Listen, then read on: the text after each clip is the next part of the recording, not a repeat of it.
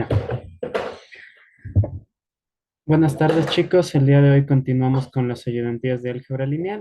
Hoy vamos a topar un poco el tema de lo que es el núcleo, la imagen de una transformación lineal y con ello llegaremos al teorema de la dimensión, ¿sí?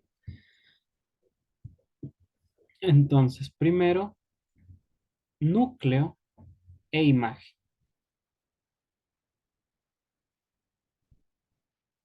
¿sí? El núcleo, bueno, sea T de B en W, una transformación lineal, una transformación lineal. Claro, al momento en que yo hablo ya de una transformación lineal, estoy diciendo tanto que B como W son espacios vectoriales, ¿no? El núcleo, ¿sí? El núcleo de T se define como, ¿sí? Hay quienes usan esta notación para el núcleo. Hay muchos libros de álgebra lineal que usan esta notación Ker, así. Se la usa más que nada, si bien recuerdo, es una palabra que viene del alemán, ¿sí? O también podemos simplemente nosotros anotarla como nu, ¿sí? Nu de F. Y esto se define como todos los elementos del espacio de llegada, perdón, del espacio de salida, tales que t evaluado en ese punto da cero, ¿sí? El cero del espacio vectorial W, ¿sí? Es decir, son todos los puntos de B que anulan la transformación lineal, ¿sí? El momento en que yo lo evalúo, eso da cero, nada más. Y la imagen es, esta sí es más común que todo el mundo la denote así como solo im de F, son en cambio, lo voy a escribir así, todos los T de X, donde X es un elemento de B, ¿sí? Es decir, este conjunto imagen son todas, precisamente por eso tiene este nombre, son todas las imágenes de los elementos de B, ¿sí? Es decir, un elemento de W pertenece a la imagen sí, solo sí, puede escribirse como T de X para algún X en B, ¿sí? Estos son espacios vectoriales también. Bueno, subespacios vectoriales.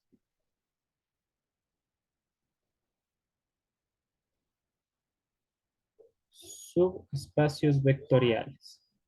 Eso es lo que podemos saber. A lo que nos referimos con que son subespacios vectoriales, ya saben, el núcleo es un subconjunto de B, por la definición, y este en cambio va a ser un subconjunto de W. Y estos siguen siendo espacios vectoriales, es decir, si yo sumo dos elementos del núcleo o dos elementos de la imagen, obtengo otro elemento de ese conjunto, y si los multiplico por un escalar pasa lo mismo, nada más, ¿sí? Y el teorema de la dimensión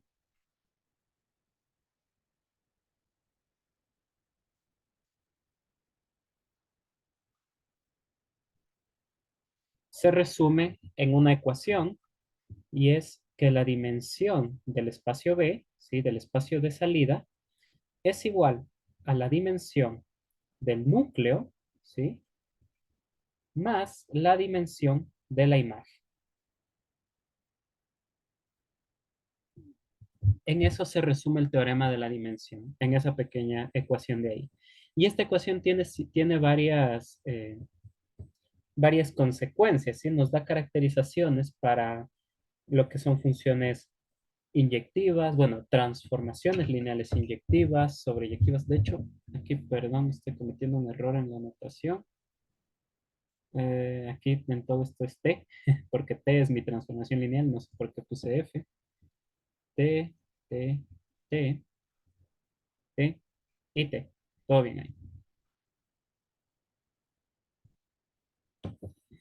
En esto se resume. Y este es el teorema de la dimensión. Entonces, ahora lo que quiero hacer es mostrar algunos ejemplos de cómo calcular el núcleo, cómo calcular la imagen y cómo algunas consecuencias que podemos tener gracias al teorema de la dimensión.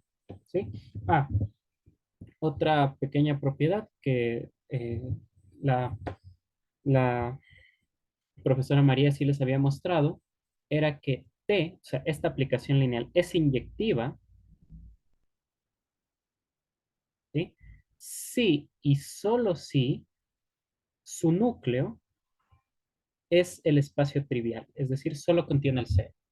Recuerden, el cero siempre pertenece al núcleo de una transformación lineal porque, eh, porque sabemos que al ser una transformación lineal t evaluada en cero, siempre da cero. Nada más. Muy bien. Entonces podemos tratar de hacer algunos ejemplos. Uno, determine el núcleo y la imagen de la transformación lineal dada.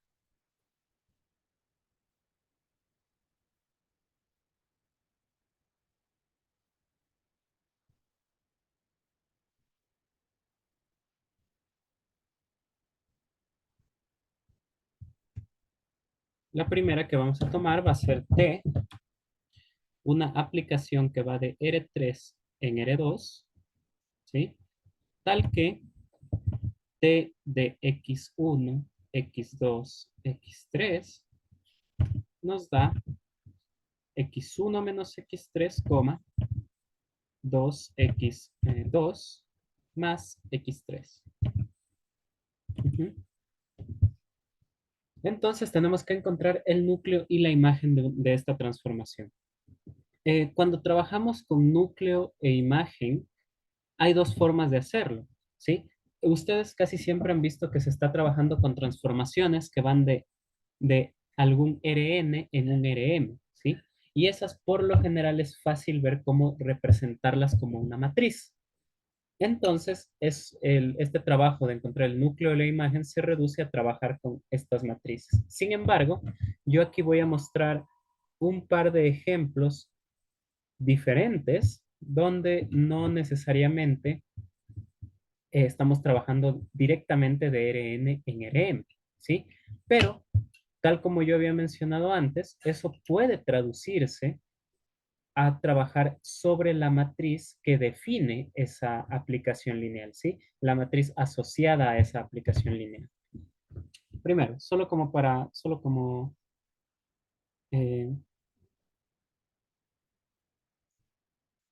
ustedes pueden observar que esta expresión de aquí puede escribirse como 1, 0, menos 1, 0, 2, 1, multiplicado por x1, x2, ¿sí? Simplemente esto sale tomando como las filas, precisamente las ecuaciones que tengo aquí. De hecho, aquí me falta algo, es x1, x2, x3.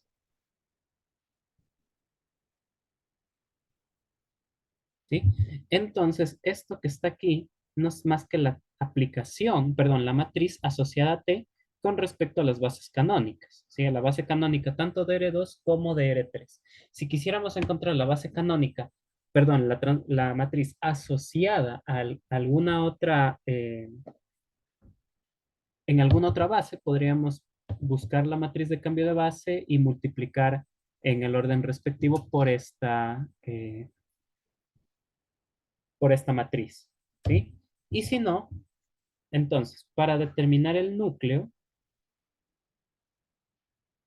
¿sí? Lo que yo digo es que un elemento, digamos, un elemento, eh, lo voy a poner así, x1, x2, x3, pertenece al núcleo de T si y solo si, ya sabemos T evaluada en ese elemento es cero. ¿Sí? Esto es directamente la definición de núcleo. Un elemento está ahí, sí, solo sí, al momento de evaluarlo en la aplicación, eso da el vector cero. ¿Sí? Observen, este cero que yo estoy poniendo aquí, me refiero que de hecho es el vector 0,0. ¿Sí? Porque ah, el espacio al que está llegando es 0,2. Entonces, este cero que yo estoy poniendo aquí es el cero del espacio, ¿sí? Del espacio en el que estoy trabajando. ¿Y cuál es el cero en L2? Es justamente el vector 0,0, ¿sí? Eso hay que tener en cuenta porque puede cambiar. Digamos, si estuviera en el espacio de matrices, esa sería la matriz nula, donde todas las entradas son cero. Entonces, tengo esto. ¿Y qué significa esta ecuación? Significa que x1 menos x3, 2x2 más x3 es el vector 0,0. ¿Y esto en qué se traduce? En un sistema de ecuaciones lineales. x1 menos x3, 2x2 más x3, y estos dos van igualadas a 0, ¿sí? Ambas componentes tienen que ser iguales, entonces esto da igual a 0. ¿Y qué significa esto? Esto es equivalente a resolver este sistema, ¿no? 1, 0, menos 1, 0, 2, 1, x1, x2, x3. Y de hecho, lo voy a poner ya de una vez directo, porque miren que este es un sistema homogéneo de ecuaciones lineales. Entonces, esto es como resolver esto de aquí. ¿Sí? Esta es la forma con la matriz extendida para este sistema de ecuaciones lineales. Y miren que esto nos ha llevado a trabajar con la matriz asociada a la aplicación lineal. ¿Ah? Esto es algo que casi siempre, bueno, cuando trabajamos con aplicaciones que van de RN a RM, se ve sencillo, va siempre a traducirse a trabajar con la matriz, así que si ustedes, digamos, identifican la matriz de la transformación lineal, directamente pueden decir, entonces tenemos que resolver el sistema homogéneo asociado a esa matriz para encontrar el núcleo de la aplicación lineal. Ujú. Y bueno, lo que podemos notar es que esta matriz ya está dada en una forma reducida de Gauss-Jordan. Entonces, puedo ver que x1 tiene que ser x3 y en cambio x2 tiene que ser x3 sobre 2. ¿Sí? Así, como he encontrado esto, significa que el núcleo de la aplicación lineal son vectores x1, x2 y x3, ¿sí? Elementos de R3, tales que cumplen estas dos condiciones. Es decir, x1 tiene que ser igual a x3 y x2 tiene que ser igual a x3 sobre 2. Mientras que x3 puede ser cualquier cosa, ¿sí? Porque no hay ninguna restricción sobre esto. Muy bien. Entonces, voy a continuar por aquí. El núcleo de T, mejor voy a tener un poco más de espacio. El núcleo de T serían x1 tenía que ser igual a x3, x2 tenía que ser x3 sobre 2 y x3 puede ser cualquier cosa, ¿sí? Donde, como digo, x3 es cualquier número real. Y observen que si factorizamos x3, esto es 1, 1 medio, 1.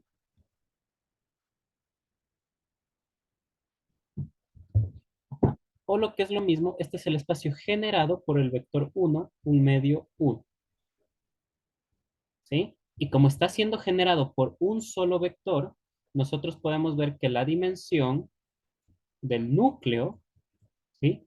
Tiene que ser 1. ¿Por qué? Porque es generado por un solo vector. Es decir, este elemento 1, 1 medio, 1 es la base del espacio, ¿sí?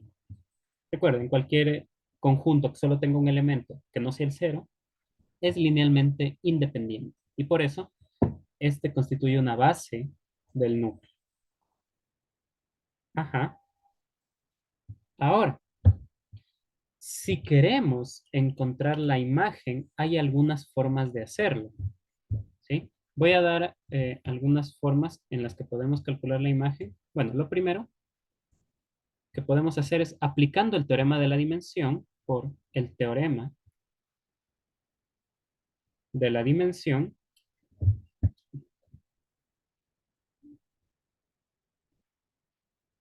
Observen lo siguiente. Recordemos T iba de R3 en R2, ¿sí? Entonces, ¿qué me dice esto? Eh, la dimensión,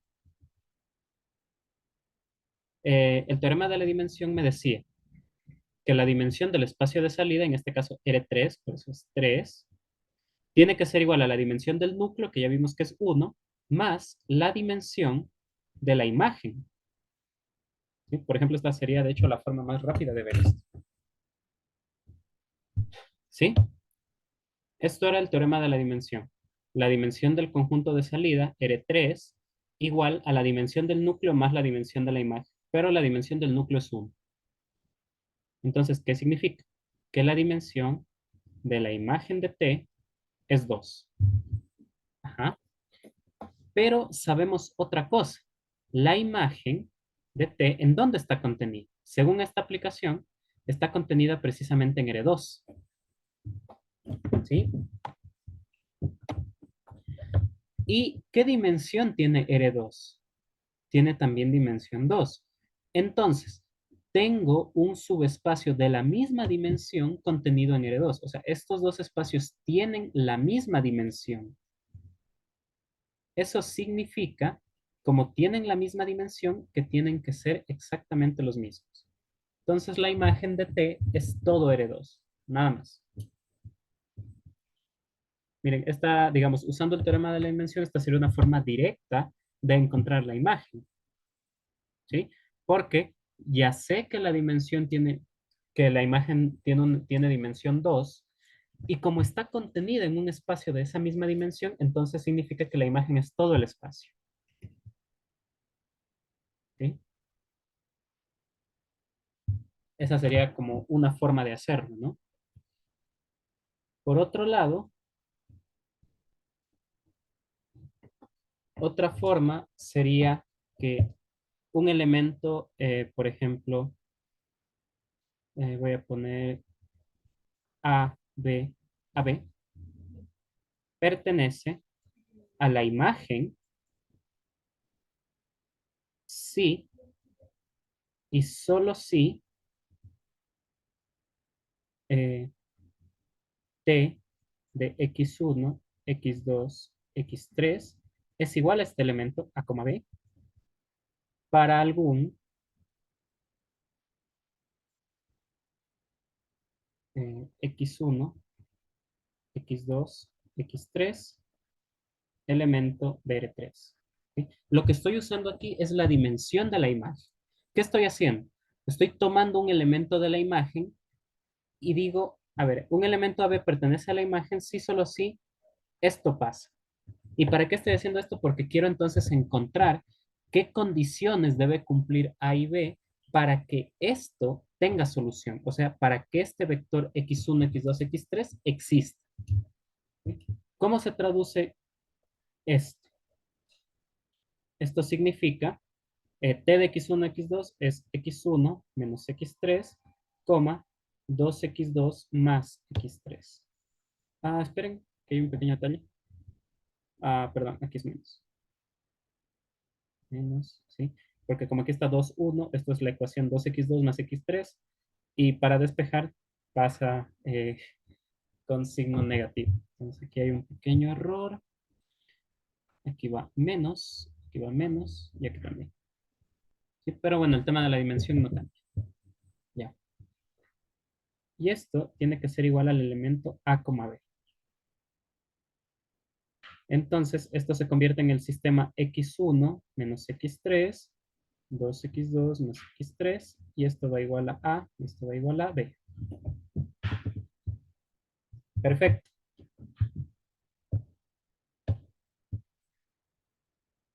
Y de hecho, este sistema sí tiene solución. Yo puedo encontrar la solución. Miren, x1 tiene que ser igual a más x3 y x2 va a ser igual a b menos x3 sobre 2. Ujú.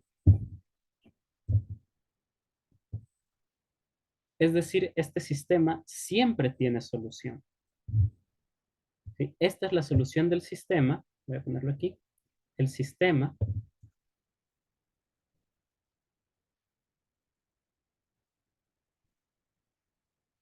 siempre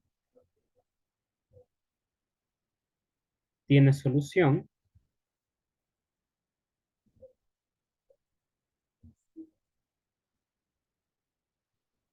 El sistema siempre tiene solución y por tanto la imagen va a ser todo R2, ¿sí? Porque cualquier vector de R2 admite una solución para este sistema. O sea, para cualquier vector de R2, este sistema tiene solución, por tanto, este elemento X1, X2, X3 existe, así la imagen va a ser todo el espacio, lo cual coincide con lo que encontramos antes.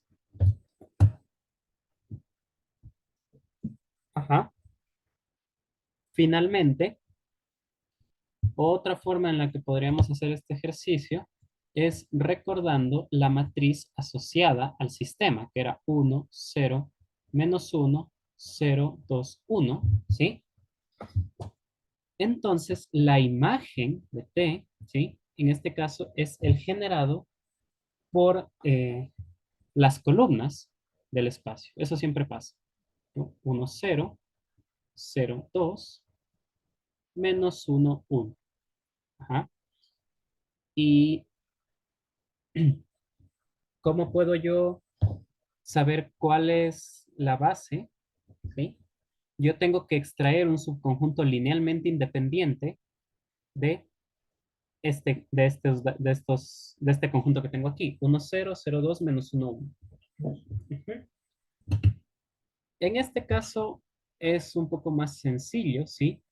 Porque observen que justo este conjunto es linealmente independiente. Eso podemos verlo fácilmente, ¿sí? Porque este es el 1, 0, este es el 0, 2. Pues podemos tomar este conjunto linealmente independiente. Lo complicado tal vez que puede aparecer aquí es que yo me pregunto, bueno, ¿y cómo sé en cuántos elementos voy a tener que detenerme para encontrar el subconjunto linealmente independiente? ¿O cómo sé de antemano que este conjunto no es linealmente independiente? Pues ahí lo que me puedo dar cuenta es que este es un subconjunto de R2, ¿sí? Todos estos son vectores en R2. R2 tiene dimensión 2. Entonces, eso significa que un conjunto linealmente independiente a lo más tiene dos elementos ahí, ¿sí? Aquí tengo tres, entonces puedo decir, no, este no es linealmente independiente, ¿sí? Por eso. Luego viene la otra duda, ¿cómo sé cuáles tengo que sacar? Eso podemos hacerlo con un razonamiento matricial. Tomamos todos estos elementos y los ponemos en una matriz, 2 menos 1, 1, y lo que hacemos es ir reduciendo. Por ejemplo, a la fila 3 le voy a sumar la fila 1, y aquí queda 0, 1, ¿sí? Entonces, bueno, y a la fila 3 ahora le voy a restar un medio de la fila 2. Me queda 1, 0, 0, 2, 0, 0. Y como esta fila se anuló, esta desaparece y significa que estos primeros elementos de aquí, estos dos primeros, ¿sí? Como ya está esta pequeña matriz, ya está en una forma escalonada, puedo decir que estos son los elementos que tengo que conservar para la base. No sé, o las reducciones que hayan quedado ahí, ¿sí? Es decir, la imagen de T es el conjunto generado por 1, 0, 0, 2, y esto es todo R2, ¿sí? Por ejemplo, o lo que también podemos hacer aquí es a la fila 2 multiplicarla por un medio, 1, 0, 0, 1. Sí, quité la última fila de ceros porque si no afecta. Y puedo decir que como solo he aplicado operaciones elementales, la imagen sigue siendo generada por los vectores que quedan aquí. 1, 0, 0, 1, y eso sí se ve más claramente que es todo R2, ¿sí? Como ven, lo que quería mostrar aquí es am, cualquier, ¿cómo puedo explicar esto? Ya, lo que quería mostrar aquí es un ejemplo de cómo calcular el núcleo y cómo calcular la imagen, de hecho, de varias formas, ¿sí? En este caso hemos aplicado tres razonamientos. El primero usando directamente el teorema de la dimensión y analizando las dimensiones descubrimos que la imagen de esta aplicación es todo R2. Luego podemos hacer el cálculo directamente de la imagen, o sea, tomo un elemento de la imagen, entonces para ello esto debe ocurrir y esto puedo traducirlo a, a un sistema de ecuaciones lineales y ver cuándo ese sistema tiene solución. Aquí yo pude calcular directamente la solución. Si eso no se puede hacer, lo que tenemos que hacer es aplicar, bueno, encontrar la matriz asociada al sistema, aplicar una descomposición, bueno, una reducción de Gauss-Jordan y ver ahí sí qué condiciones deben cumplir A y B para que haya solución en el sistema. Listo. Veamos otro ejemplo, un poco más abstracto. T en el conjunto de matrices cuadradas, A, el conjunto de matrices cuadradas, que está definido de esta forma. T de A es A menos su transpuesta. ¿Ah? Si no recordamos todavía qué es la transpuesta de una matriz, voy a poner un ejemplo pequeño aquí. Supongamos que yo tengo la matriz 1, 2, menos 1, 0, 3, 2. ¿Ah? Su transpuesta, la transpuesta de una matriz es básicamente que a las filas las convierto en columnas y viceversa, ¿no? O sea, la primera fila se convierte en la primera columna, 1, 2, menos 1, y la segunda fila se convierte en la segunda columna, 0, 3, 2. Ajá. Eso es lo que pasa.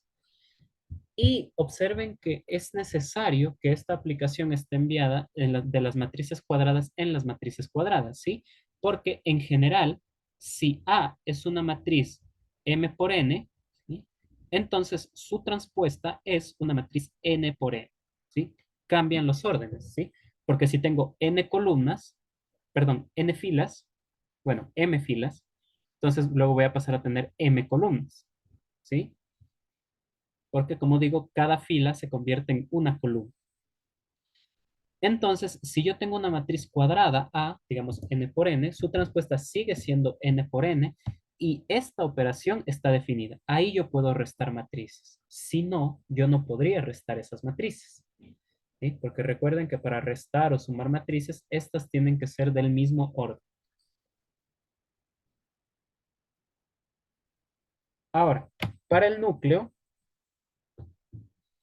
¿qué significa?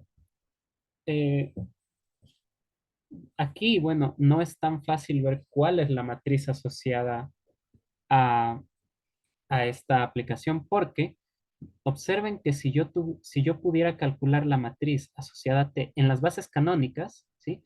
Las bases canónicas del espacio de matrices, esta matriz sería de dimensión 2n por 2n. Bien, n cuadrado por n cuadrado. ¿Sí? Porque la dimensión del espacio de matrices es justo el numerito que aparecería aquí, n por n, o sea, n cuadrado. Y esta matriz entonces sería n cuadrado por n cuadrado. Algo un poco feo, ¿no? Para encontrar ahora. Así, yo puedo decir, para no estar haciendo eso, yo puedo decir que A pertenece al núcleo de T si y solo si, y voy a trabajar aquí, T de A tiene que ser cero. Es decir, esto tiene que ser la matriz null. ¿Qué significa esto? Que A menos su transpuesta tiene que ser cero, o lo que es lo mismo, A tiene que ser igual a su matriz transpuesta. Ujú. Y lo que uno puede preguntarse es, bueno, ¿qué condiciones tienen que cumplir? ¿Qué condiciones tienen que cumplir para que esto pase, no? Los elementos de la matriz A. ¿Sí? Digamos, uno solamente con esto puede decir directamente, bueno, entonces el núcleo de T no son más que todas las matrices tales que A es igual a A transpuesta. Esta sería una descripción que podemos dar. ¿Ya?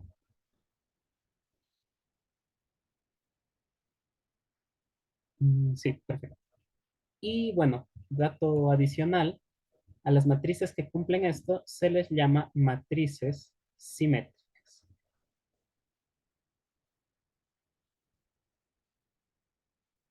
¿Sí? ¿Por qué? Voy a dar un ejemplo en R3. 1, 2, 0, 2, 3, 4, 0, 4, 5. Si esta es la matriz, ¿cuál es su transpuesta? Digamos, si esta es A, su matriz transpuesta es justamente, ah, miren, las filas se convierten en columnas. 1, 2, 0, 2, 3, 4, 0, 4, 5. Y observen que las dos matrices son la misma. Por esto se les llama matrices simétricas. ¿Sí? Miren, la diagonal no importa, pero es como si lo que yo tuviera, ah, como si la diagonal funcionara como un espejo para estos elementos. Por eso se llaman matrices simétricas. Y, digamos, por esta condición, entonces uno puede deducir que el núcleo está formado por las matrices A de término general A y J, ¿sí? Tales que A y J es igual a AJI para todo I y J, ¿sí? Porque decir que A y J es igual a AJI es decir que, por ejemplo, este elemento 2 tiene que ser igual al que está acá, como que su simétrico, ¿no? Esa es una forma de hablar de las matrices ah, simétricas. Por otro lado, la imagen de esta aplicación sería, por ejemplo, B, una matriz B, pertenece a, mejor dicho, voy a poner directamente B, pertenece a la imagen, si y solo si existe una matriz A tal que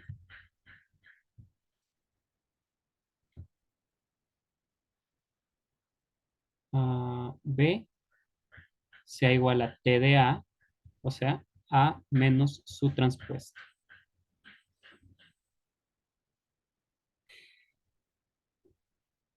Pero,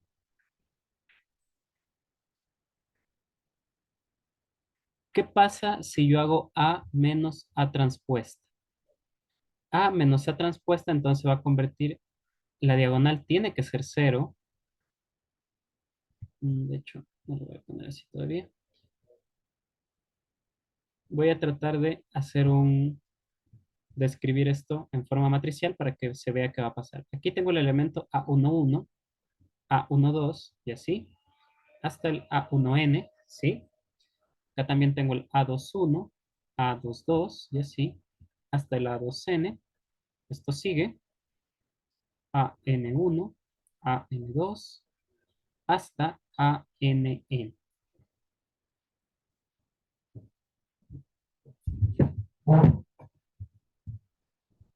Muy bien. Y si yo resto la matriz transpuesta aquí sigue siendo A11, ¿sí? Las filas se convierten en columnas. A21, AN1, A2,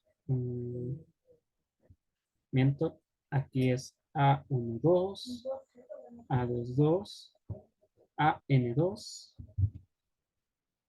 Y así hasta n, no, A1n, A2n, hasta ANN. ¿Sí? Simplemente he calculado la matriz transpuesta acá. ¿Y qué va a pasar al momento en que yo resto estas dos? Miren, los elementos de la diagonal se anulan y entonces quedó 0, A12 menos A21, que va a quedar A21 menos A,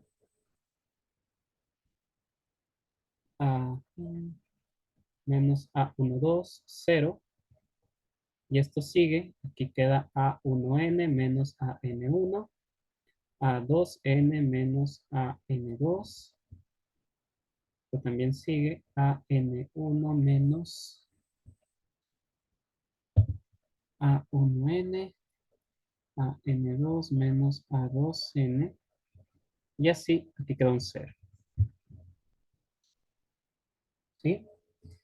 Y miren que lo que tenemos debajo, ¿sí?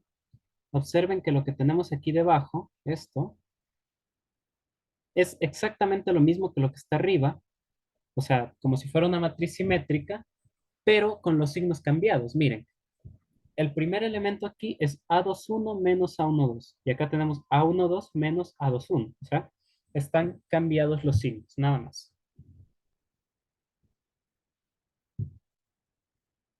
Así,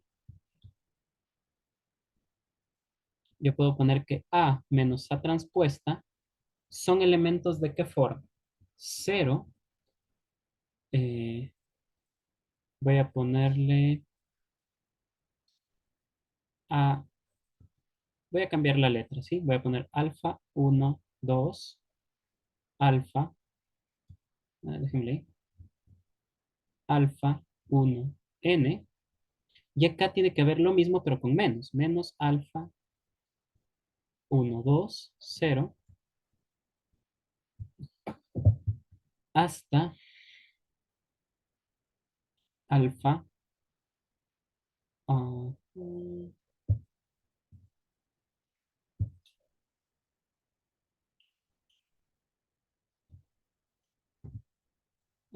acá tenía que quedar, perdón, 2n, que sigue, acá tiene que haber menos alfa 1n, menos alfa 2n, y aquí 0. ¿Sí? Es decir, la parte de abajo tiene que ser lo mismo que lo de arriba, pero eh, como un símbolo negativo.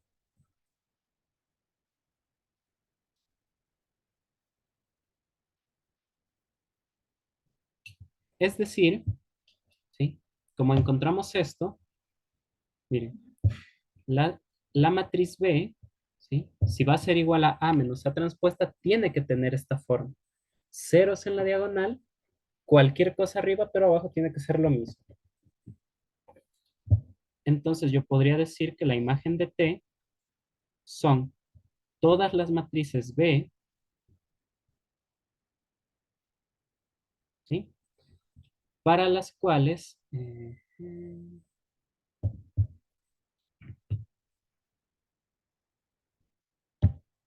A, perdón, ahora sí, de término general B y J, ponemos esto, de término general B y J,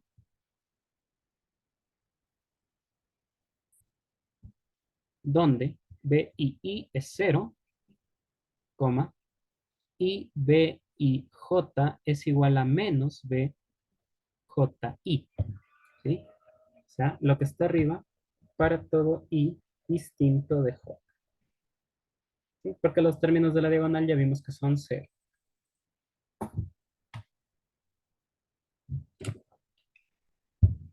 Ujú. Y de hecho, miren que esto se parece Esta condición que tenemos aquí se parece mucho a la de las matrices simétricas, ¿no? Simplemente hemos añadido aquí un menos. O sea, si nosotros quitamos este menos, estamos diciendo que las B son matrices simétricas, solo que con la, con la diagonal nula. ¿Sí? Y esta ecuación incluye también el caso BI igual a cero. ¿Por qué? Si yo digo que BI es igual a menos BI, o sea, en esta ecuación pongo J igual a I, entonces despejando, digamos, paso a sumar, me queda 2, BI es cero, y entonces BI es igual a cero, ¿sí? Pequeño detalle aquí. Entonces yo puedo quitar esto y me quedo solo con esta otra ecuación. Entonces, como esto de acá es la definición de la matriz transpuesta, yo puedo decir que son todas las B, tal que B es igual a menos, o mejor que su transpuesta es menos B. ¿Sí? Por este signo menos que aparece aquí. Y estas matrices se llaman matrices antisimétricas.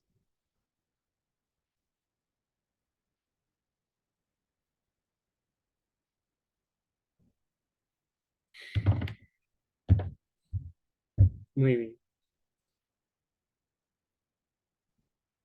Bueno, eh, con eso creo que podríamos terminar. Si no, déjenme ver si avanzamos a hacer un ejercicio más. Mm, Todavía uno que quería mostrar. Ya. Esto sería un ejemplo de cómo calcular el núcleo y la imagen en una aplicación lineal. Y otro que podemos hacer es esto. Sea T, que va de B en B, ¿sí? Miren, va en el mismo espacio, una aplicación lineal,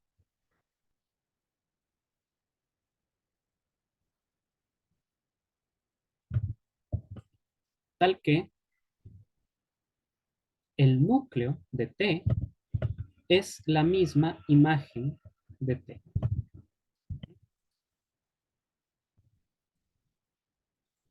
Lo primero que vamos a hacer es demuestre que T compuesto con T es la aplicación nula.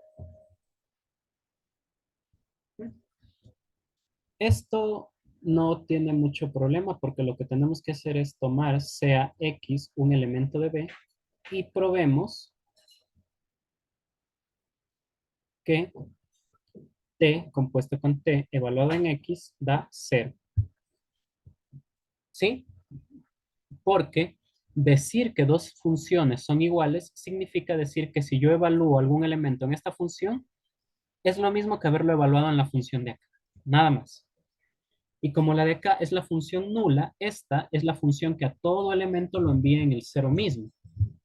Entonces lo que tenemos que hacer es, dado un elemento en B cualquiera, tenemos que demostrar que T compuesto con T evaluado en X es el mismo cero. Nada más. Para ello, como T de X, ¿sí? Pertenece a la imagen y vemos que la imagen y el núcleo son el mismo, entonces T evaluado en X pertenece al núcleo de la aplicación T.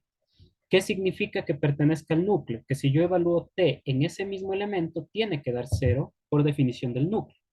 Pero esto es por definición componer T con T. Entonces, como X era cualquier elemento, puedo decir que T compuesto con T da cero. Ujú. Esta condición de que el núcleo sea igual a la imagen es por la cual necesitamos que la aplicación vaya de B en el mismo espacio, ¿sí?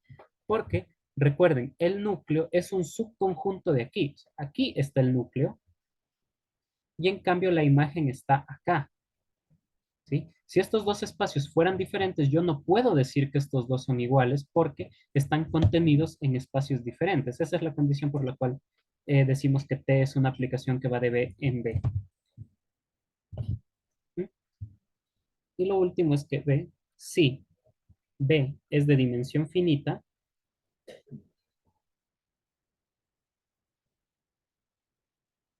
es de dimensión finita, pruebe que la dimensión de B es par. ¿Ah? Y bueno, esto igual sale rápido, ya que gracias al teorema de la dimensión,